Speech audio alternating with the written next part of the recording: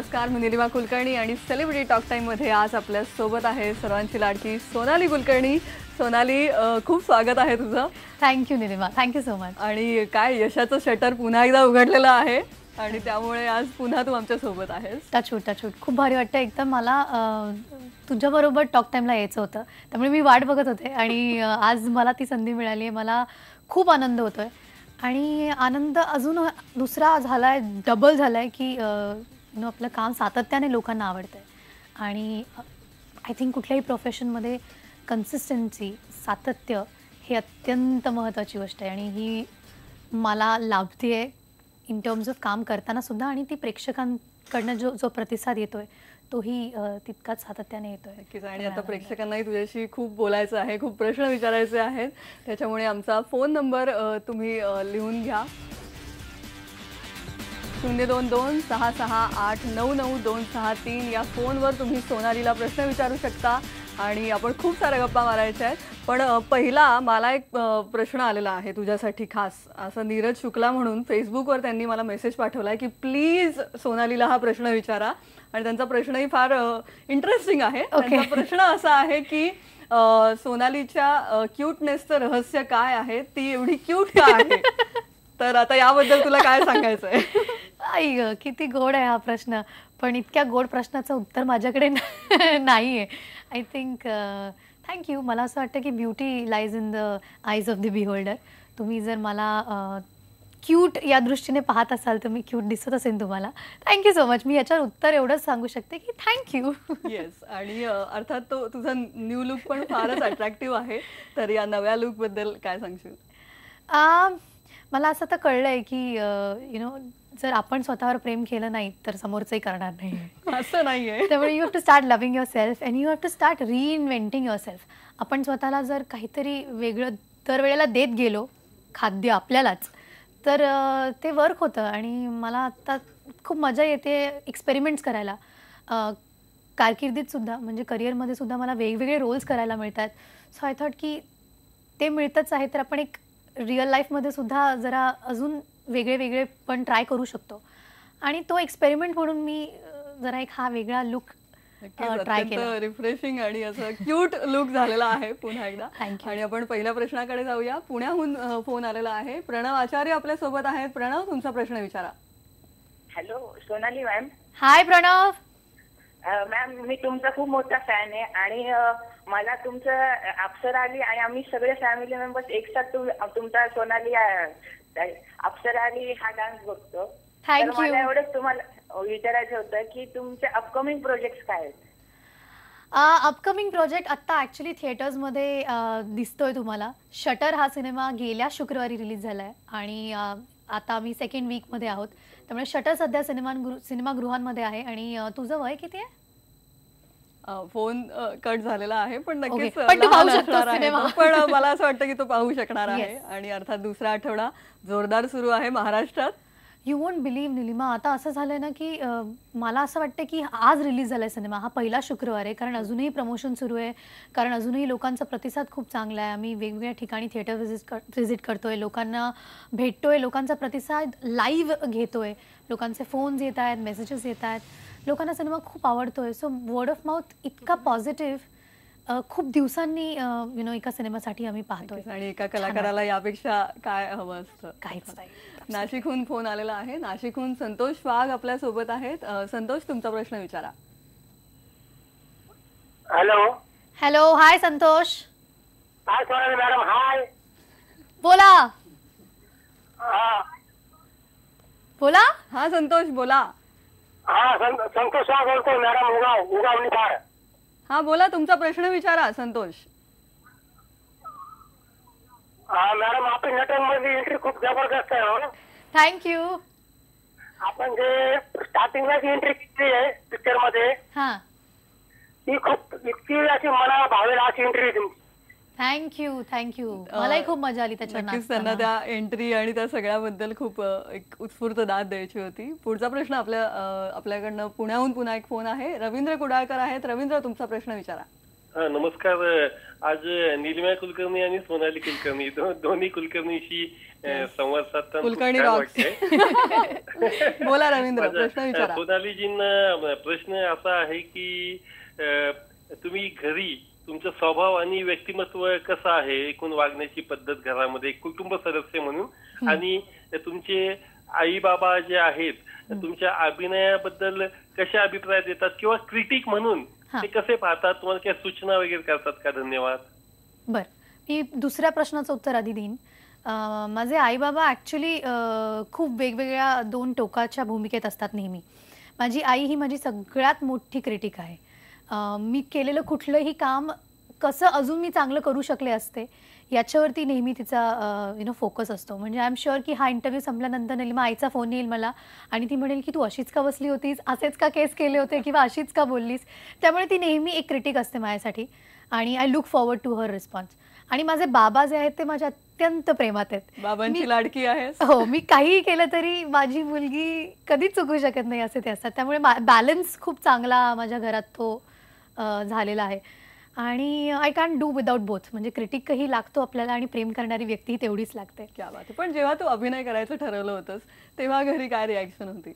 Reaction अशी होती की माझी आई मुळात आईचं या क्षेत्रामध्ये मी जावं असं खूप ठाम मत होतं. कारण आईला नेहमीच लोकांनी प्रतिसाद दिलाय की तुमची मुलगी खूप टॅलेंटेड आहे, तिला थोडं पुश करा. ती जास्त पॅशनेट होती माझ्या या करिअरच्या बाबतीत आणि तिचा पाठिंबाही नाही म्हणता येणार, तिच्यामुळेच मी रादर आज इथपर्यंत पोचली आहे.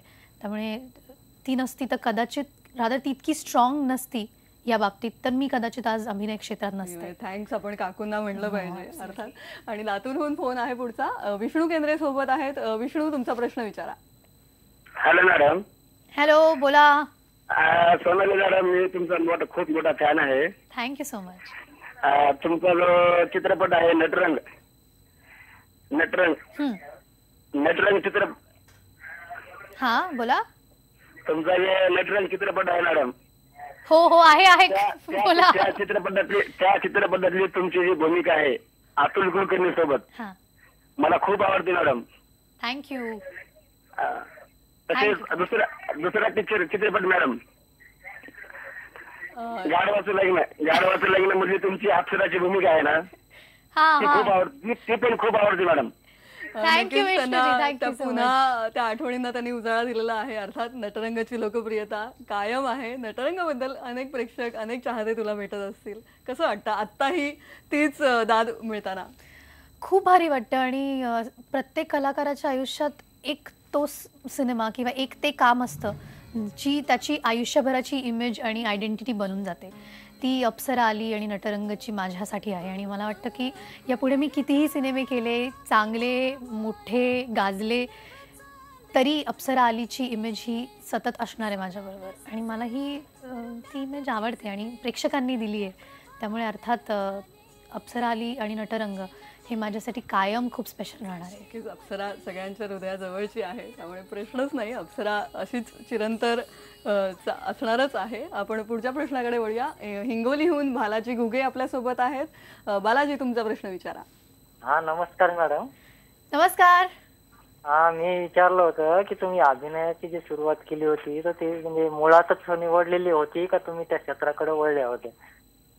नाही, मुळातच. कारण मी सुरुवात केली तेव्हा मी अगदीच 15-16 वर्षाची होते आणि त्या वयात काय करावं आयुष्यात हे फार कळत नाही. आणि त्यामुळे वळण्याचा काही प्रश्न झाला नाही. कारण मी सुरुवातच अगदी मला असं वाटतं की त्या 15व्या वर्षीच तुला कळलं होतं की तुला काय करायचंय. हो, मी नेहमीच मला असं वाटतं की त्या वयात ना साधारण प्रत्येक मुलीला वाटत असतं की आपण सिनेमात काम करावं. पण ते पुढे जाऊन कसं शेपअप होतं याच्यावर आहे. म्हणजे आय रिमेंबर मी आरशासमोर उभी राहून चांदनीमधले डायलॉग्स म्हणायचे किंवा माधुरी दीक्षितचे डान्स एक्सप्रेशन्स वगैरे कॉपी करायचे. बॉलिवूड मधली कुठली अभिनेत्री तेव्हा खूप आवडायची? जी नावं मी आता घेतली, श्रीदेवी आणि माधुरी दीक्षित. आणि they have inspired so many girls. मला वाटतं की इतक्या मुली आहेत भारतात ज्यांच्यावर त्यांचे संस्कार नकळत झाले. आणि अर्थात ते डान्सची प्रेरणा तुला माधुरीकडूनच? अर्थात या दोन्ही ऍक्ट्रेसेस म्हणजे अभिनयाच्या बाबतीत सुद्धा आणि नृत्याच्या बाबतीत सुद्धा दे हॅव बीन आयडल्स. नक्कीच. क्या बात. पुण्याहून पुन्हा फोन आहे. पुण्याहून खूप मोठा चाहता वर्ग आहे, अर्थातच प्रश्नच नाही. पुण्याहून निलेश कुलकर्णी सोबत आहेत. निलेश, तुमचा प्रश्न विचारा. हाय सोनाली मॅम. हाय निलेश, बोला.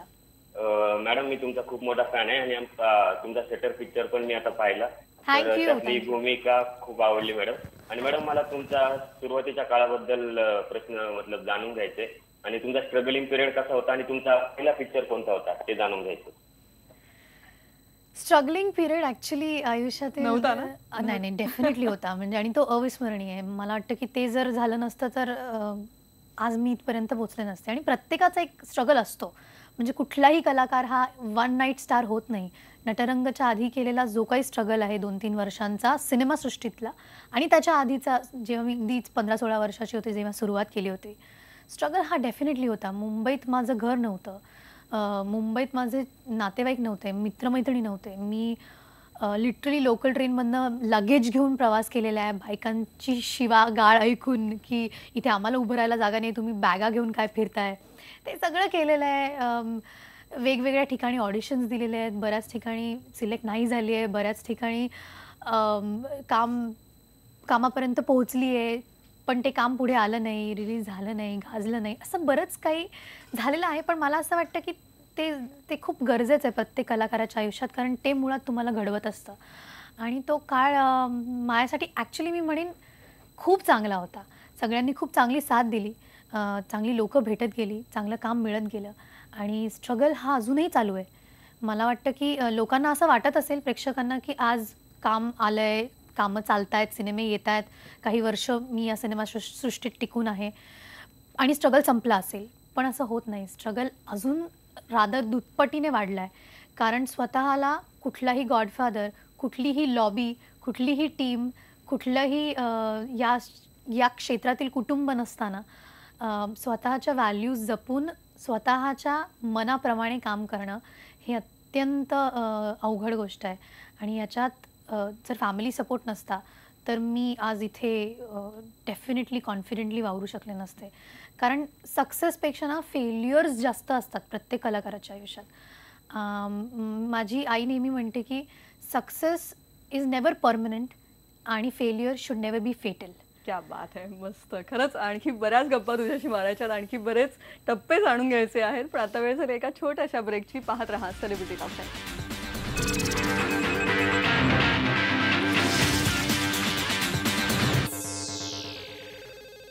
सेलिब्रिटी टॉक टाईममध्ये धमाल गप्पा रंगलेल्या आहेत सोनाली कुलकर्णी सोबत. आणि सोनाली, शटरचं यश आपण आज सेलिब्रेट करतोय आणि जसं एक वेगळी भूमिका, एक चॅलेंज म्हणून तू स्वीकारतेस आणि त्यानंतर हा प्रेक्षकांचा उदंड प्रतिसाद आणि त्या खूप छान रिॲक्शन्स, त्या रिॲक्शन्सबद्दल आम्हाला जाणून घ्यायचं आहे. रिॲक्शन्स खूपच भारी आहेत. म्हणजे माझ्या अपेक्षा सगळ्या ओलांडून लोकांच्या प्रतिक्रिया येत आहेत. एकतर काय झालं ना, USP असा होता या रोलचा की आम्ही क्लिशेड नाही केलं. आणि ती रिस्क होती की लोकांना सवय आहे, म्हणजे एखादी प्रॉस्टिट्यूट म्हटली किंवा एखादी रोड साईड हुकर म्हटली तर लोकांना लगेच एक इमेज समोर येते. ते सगळं न करून खूप साधी, खरी, सटल भूमिका करणं हा चॅलेंज होता. की ते स्वीकारलं गेलं तर गेलं, अदरवाईज लोकांना सवयच नाही असं बघायची. पण इतका चांगला रिस्पॉन्स आहे की लोकांना तेच मुळात आवडले की तुम्ही क्लिशेड नाही केलं. जे आजवर मी पाहिलेलं आहे सिनेमांमध्ये आणि जे काही ऐकले, जी काही इमेज आहे ते नाही केलं आहे. म्हणून ते खूप खरं वाटतं, कनेक्ट होतं आणि ती भूमिका शेवटी लोकांना भावली आहे. कुठेतरी आपल्याला एक हृदयस्पर्श करून जाते, शेवटी ती लक्षात राहते, भावते मनाला. अशी भूमिका लोकांनाही वाटली आहे. आणि आय थिंक ते अपेक्षित, ते रादर एक्सपेक्टेड होतं होणं आणि ते झालंय. मला खूप आनंद आहे की लोकांनी तशी घेतली. सोनाली, 2015 खूप छान गोल्डन इयर झालेला आहे तुझ्यासाठी. क्लासमेट्स, मितवा आणि शटर. टचवुड, हॅट्रिक म्हणता येईल, इट्स टू अर्ली. पण येस, तिन्ही सिनेमांमध्ये लोकांना माझी भूमिका खूप आवडली, माझं काम खूप आवडलंय. आणि याहून चांगली फेज कुठली असू शकत नाही कलाकाराच्या स्पॅनमध्ये असं मला वाटतं. I am blessed. नक्कीच. आणि हे यश सेलिब्रेट करायला आपण पुन्हा पुन्हा भेटणार आहोत. पण आत्ताही खूप गप्पा मारायच्या आहेत. पण आता वेळ झाली छोट्याशा ब्रेकची. पाहत रहा सेलिब्रिटी टॉक टाइम.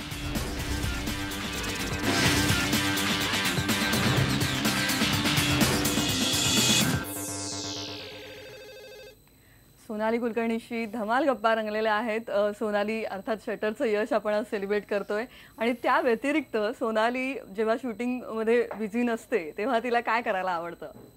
मला ट्रॅव्हलिंग करायला खूप आवडतं. मला सिनेमे पाहायला खूप आवडतात. म्हणजे मी मराठी असू देत, हिंदी असू देत किंवा हॉलिवूडचे असू देत, हे सिनेमे खूप बघते आणि मला थिएटरमध्ये जाऊन सिनेमे बघायला आवडतात. मी घरात बसून DVD लावून सिनेमा कधीच बघू शकत नाही. प्रेक्षकांना आज हे सांगू शकतेस की थिएटरमध्ये जाऊन सिनेमा पहा. हां, डेफिनेटली तो सगळा फील लागतो मला. मग पॉपकॉर्न, मग तो साऊंड, मग ते व्हिज्युअल्स, मग लोकांचा येणारा प्रतिसाद, कलेक्टिव्हली सिनेमागृहात जाऊन सिनेमा बघायची जी मजा असते ना, ती तुम्ही घरी बसून नाही बघू शकत. हो, ॲब्सोल्युटली. त्यामुळे मी खूप सिनेमे पाहते आणि ट्रॅव्हलिंग करते. फार बाकी मला विशेष अजून काही हॉबीज नाही आहेत, पण या 2 गोष्टी मी डेफिनेटली करते. नक्कीच ट्रॅव्हलिंग करणं म्हणजे प्रत्येक कलाकार एक मुसाफिर असतो असं आपण म्हणतो, तसंच आणि तिथे जाऊन त्या लोकांशी संवाद साधणं आणि त्या जागा बघणं यातून एक वेगळी ऊर्जा मिळत असते. काय? हो, नक्कीच. आणि मला असं वाटतं की आपण एकच आयुष्य आहे आणि संपूर्ण जग बघून घ्यायला पाहिजे या आयुष्यात. मग वेगवेगळ्या लाईफस्टाईल्स बघायला मिळतात, त्या शहरातल्या वेगवेगळ्या तिथल्या वैशिष्ट्य जे काही गोष्टी आहेत त्या बघायला मिळतात. मी खूप फूडी नाही आहे, पण त्यातल्या त्यात तिथलं साधारण स्थानिक जेवण जे काही असेल किंवा जे काही स्पेशालिटीज असतील, रेसिपीज असतील त्या बघा, किंवा तिथली फॅशन म्हणा किंवा तिथली संस्कृती, कल्चर, हेरिटेज, इतकं सगळं काय आहे या दुनियेत बघायला. आणि आपल्याकडे खूप वेळ कमी असतो. जसं आत्ता टॉक टाईममध्ये खूप गप्पा मारायच्यात, खूप फोन्स घ्यायचे, पण वेळ कमी आहे. त्यातल्या त्यात जेवढं काही होऊ शकतं बटरलो. क्या बात आहे. खरंच खूप छान वाटलं. आता खरंच वेळ कमी आहे, नाहीतर अजून गप्पा मारायची इच्छा आहे. पण पुन्हा भेटूच एका नव्या सिनेमासाठी, एका नव्या कटलरी व्हेंचरसाठी. तुझ्या या सगळ्या पुढच्या वाटचालीसाठी तुला मनापासून शुभेच्छा. Thank you so much. Thank you Nilima, thank you so much. आणि ज्यांनी शटर पाहिला नाही आहे त्यांनी जाऊन लगेच पहा. Thank you so much. तर ही होती सोनाली आणि हिच्यासोबत धमाल गप्पा रंगल्या आज आपल्या सेलिब्रिटी टॉक टाईममध्ये. आज इथेच थांबूया. पाहत रहा IBN लोकमत.